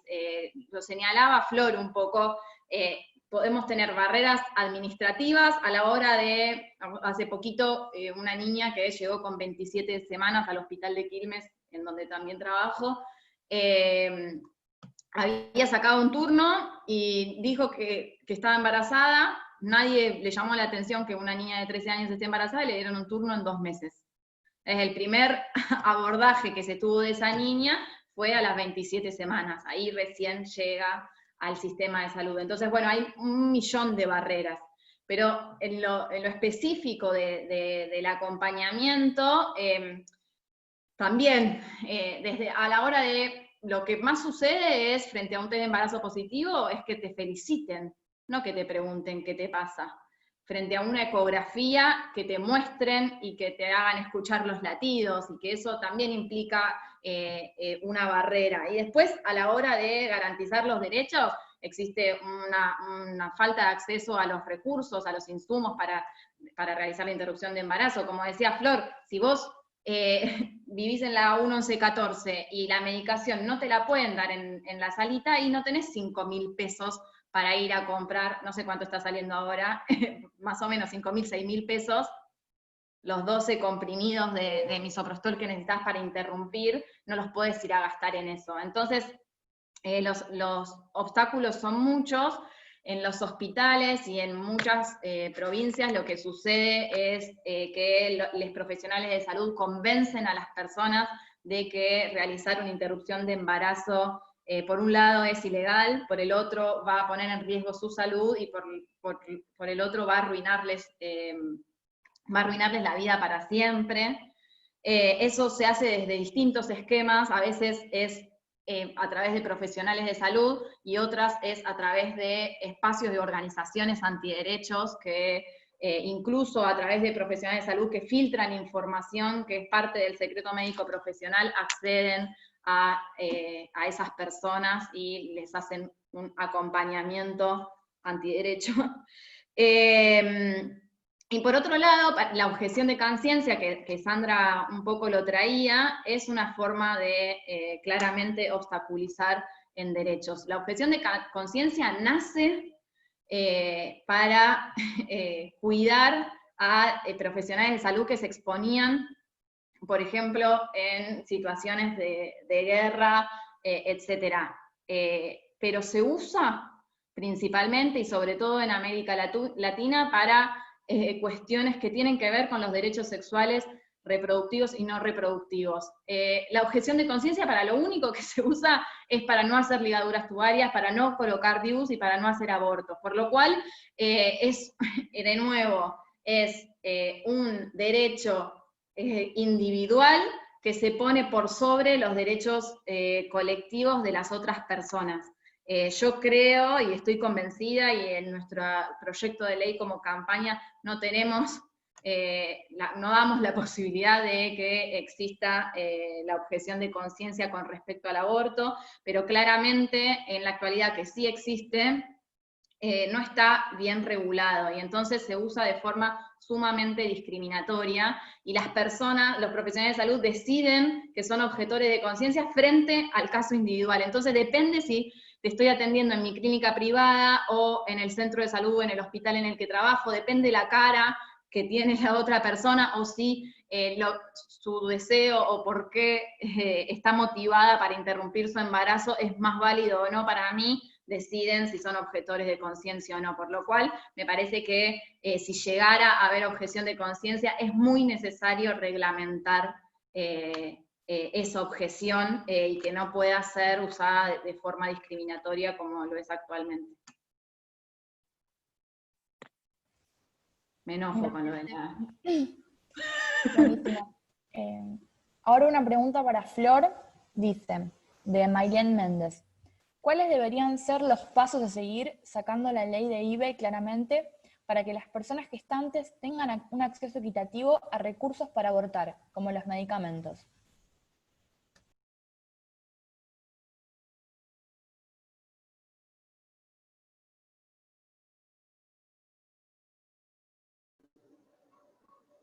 Ahí estamos. Yo entiendo que equitativo habla de las distintas provincias o las diferencias que hay entre las distintas provincias o distintas localidades a veces de nuestro país. Yo creo que lo primero tiene que ver con la definición política. Me parece de que actualmente, bajo las normas que tenemos, si hubiera una definición política, se podría acceder en un montón de lugares de nuestro país, pero bueno, claramente no está y necesitamos mayores espaldas jurídicas para presionar y hacerlo posible. Después me parece que hay está todo el tema económico, ¿no? De lo que le cuesta hoy al Estado garantizar el acceso al aborto al misoprostol, y me parece que claramente hay una necesidad que es que se produzca públicamente todos los laboratorios públicos del país. Yo el dato que tengo es que solo se produce en Santa Fe y que tienen una aprobación jurisdiccional, lo cual están tramitando la interjurisdiccional de ANMAT, pero todavía no la tienen. Y que hay otros laboratorios que vienen luchando, pero bueno, durante todos estos años hicieron un montón de trabas. El laboratorio de producción pública de La Plata, por ejemplo, venía en una pelea por empezar a producir misoprostol y básicamente se la cortaron de cuajo bajo la gestión de Vidal.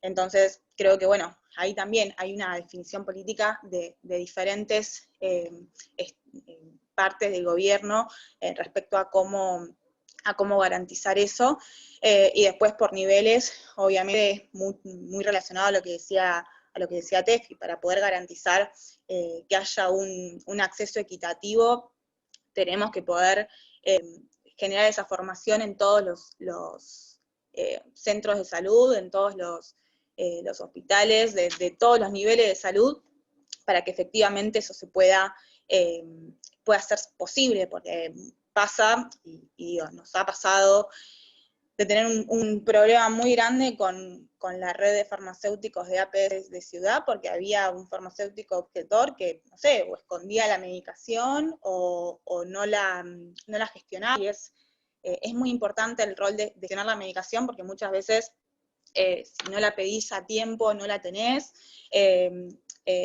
y eso, una sola persona en un centro de salud, un centro de salud muy grande, en una población muy vulnerable, podía decidir si todas las zonas que accedían pidiendo o que querían acceder al aborto, tal que era su derecho, lo hacían o no, porque la creencia que tenía o porque se antojaba. Entonces, bueno, hay un montón de cosas que hay que ir en diferentes niveles bajando, pero sobre todo tenemos que tener una legislación que nos respalde y permita que podamos militar eso y que podamos ofrecerle a la población, bueno, este es tu derecho y vamos a ir hasta las últimas consecuencias. Actualmente esto lo podemos hacer y depende mucho más del voluntarismo, de encontrar la causal y poder escribirle, y no sé, jugársela, que de tener el respaldo que necesitamos para poder trabajar correctamente, seguros de lo que estamos haciendo, no porque no lo creamos, sino porque muchas veces se juegan matrículas, año de estudio y la vida misma en la definición que vamos tomando.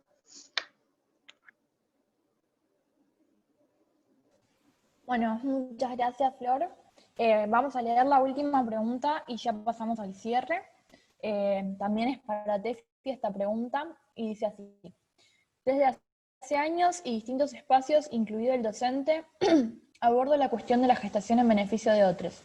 En nuestro país, conforme a las normas vigentes, solo se habilita desde el accionar jurisdiccional con el silencio cómplice de todos los actores que se encuentran involucrados: instituciones, médicos, otras mujeres, abogados, contratantes y demás beneficiados. Respecto de la multiplicidad de derechos vulnerados en esa práctica, quisiera su visión acerca del derecho a abortar de estas personas gestantes y, en tal caso, si debiera ser objeto de una regulación diferenciada atento a la multiplicidad de factores involucrados, control medicamentoso y alimenticio, por ejemplo.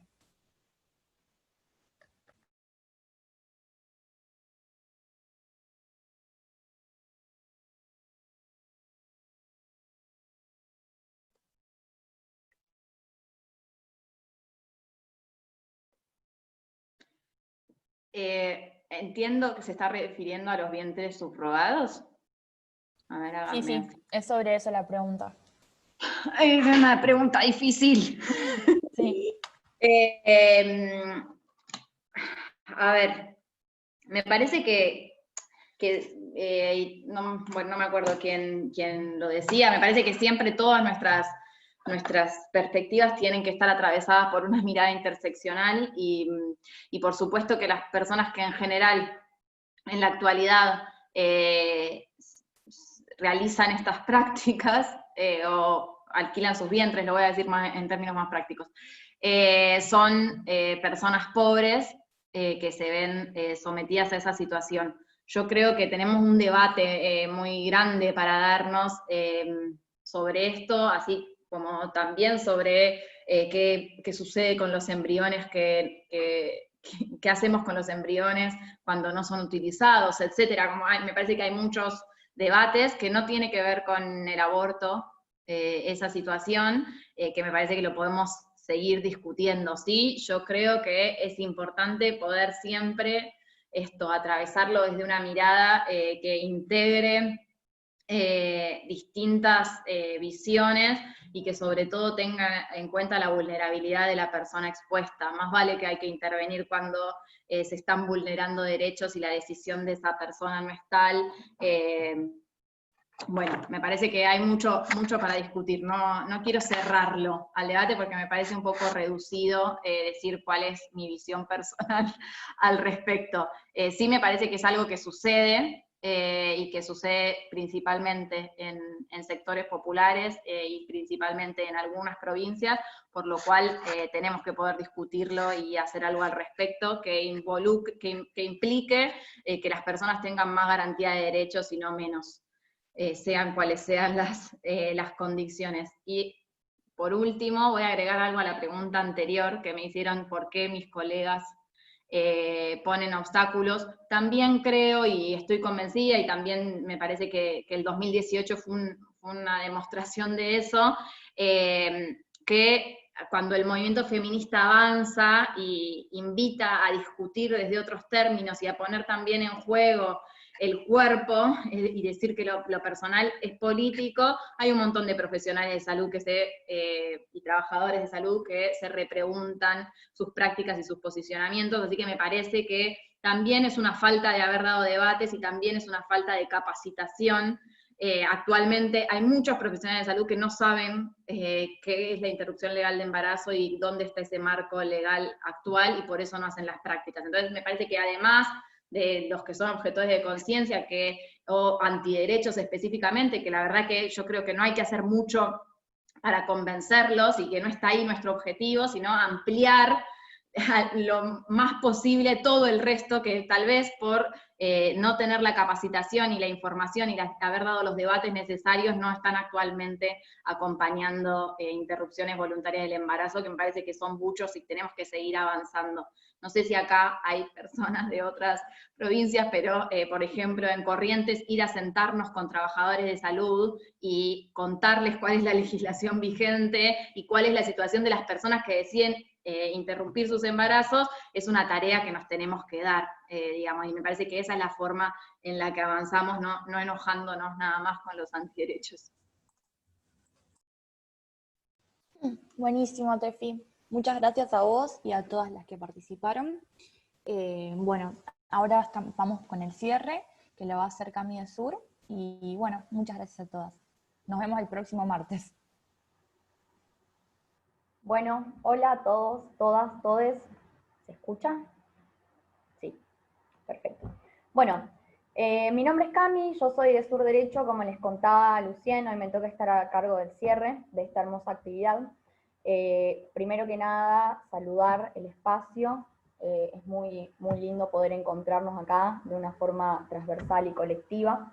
También quiero agradecer a las panelistas que han participado de los diversos encuentros en general y a las panelistas presentes en el día de la fecha y a mis compañeras Martu y Lucien, que se encargaron de la apertura y la moderación del encuentro.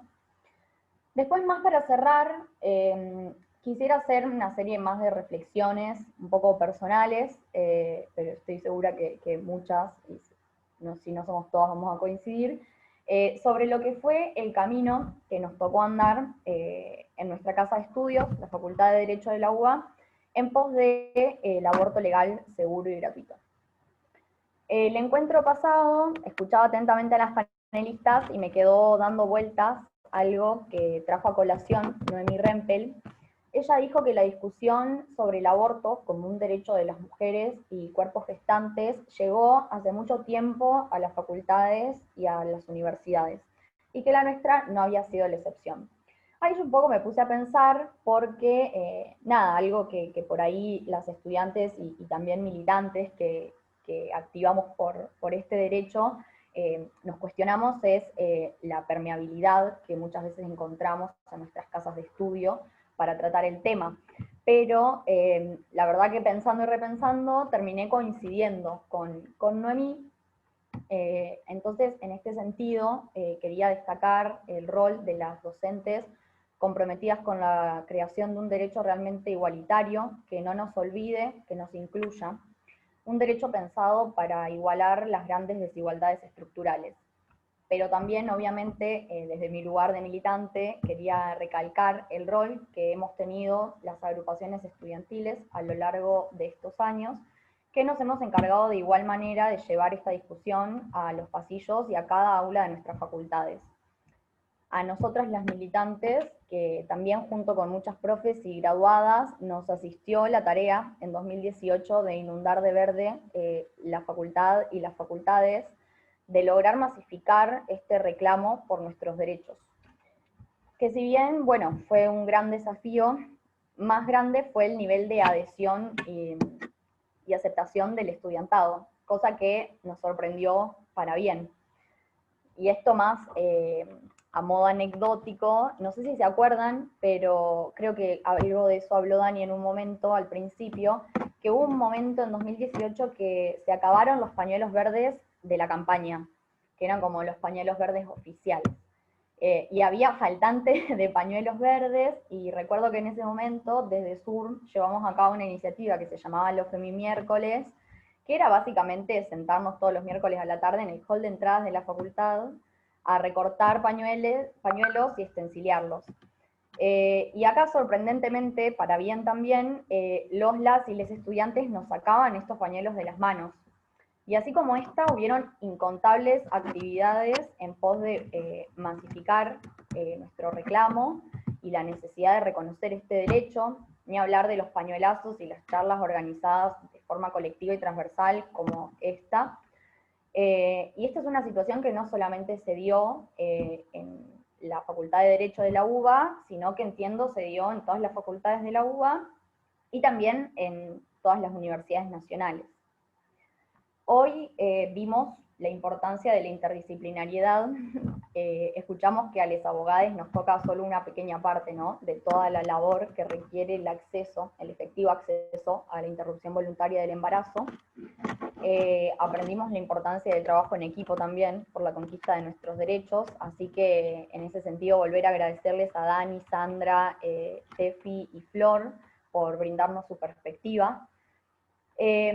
Por último, volver a agradecer también a todas las compañeras que organizaron este ciclo de encuentros. Cuando Cintia nos llamó con la propuesta, no dudamos ni un segundo en ser parte y en impulsarlo. También la confianza de Nelly para con las estudiantes, militantes y todos los espacios que organizamos conjuntamente esta actividad. A todos, todas, todos ustedes por acompañarnos cada martes.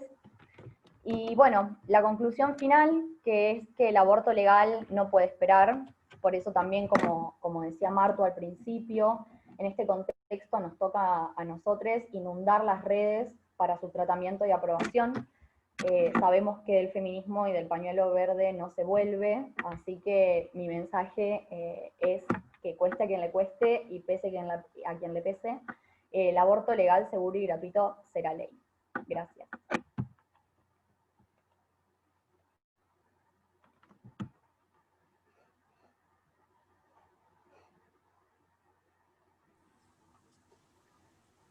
Bueno, gracias Nos a vemos todas. el próximo martes. Nelly, espera, Nelly, ahí está. Ahí. No, Nelly, no te estamos escuchando, espera. Ahí está. Ya.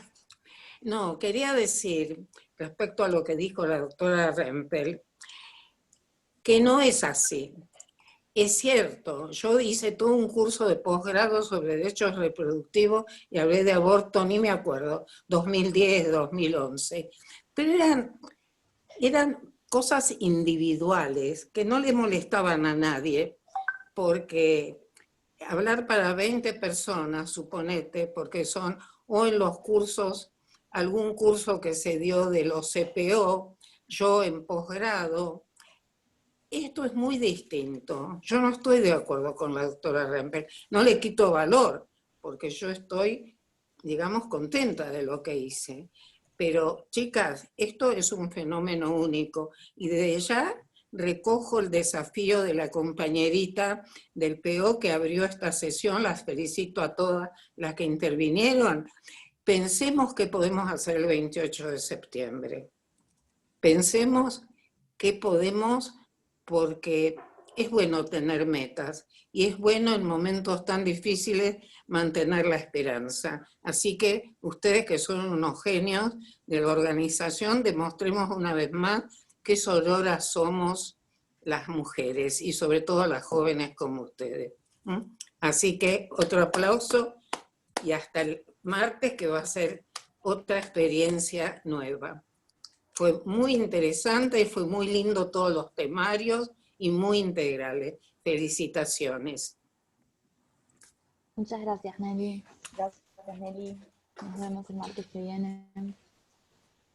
Adiós, hasta el martes que viene. Gracias, Nelly.